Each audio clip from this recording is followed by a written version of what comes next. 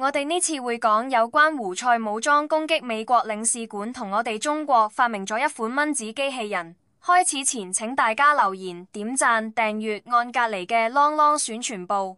今次係風水輪流轉，胡塞呢兩日老弟將美國駐以色列大使館俾炸咗，聽講老美嗰邊死咗一個，傷咗10個。要知道從前都係老美炸別國大使館，而家輪到佢哋自己嘗嘗滋味啦。不得不說，胡塞老弟確實猛料，佢哋用無人機將老美嘅航母、郵輪以及大使館嘅目標都輪流照顧咗一遍，真係以牙還牙啦。胡塞老弟不愧係中東最亮嘅反美先鋒隊，啲人覺得胡塞兄弟打得靚，請大家點讚吧。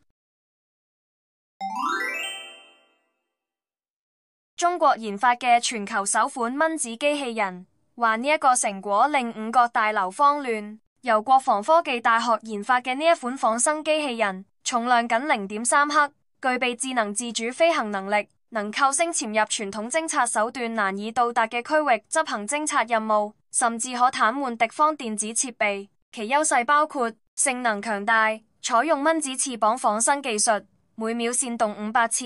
體積小，飛行快，雷達難以探測，飛行噪音低於25分貝，同真蚊子聲響相近。功能多樣，可成群行動，甚至混入真蚊子中難以分辨，仲能用於地震廢墟探尋生命跡象，潛入黑心工廠測量污染數據等。技術突破，喺蚊子大細嘅空間內集成傳感器、高性能芯片、動力裝置等，體現多項科技創新。呢款機器人以微小體量推動中國科技未來發展，展現咗中國喺硅基智能等領域嘅尖端實力。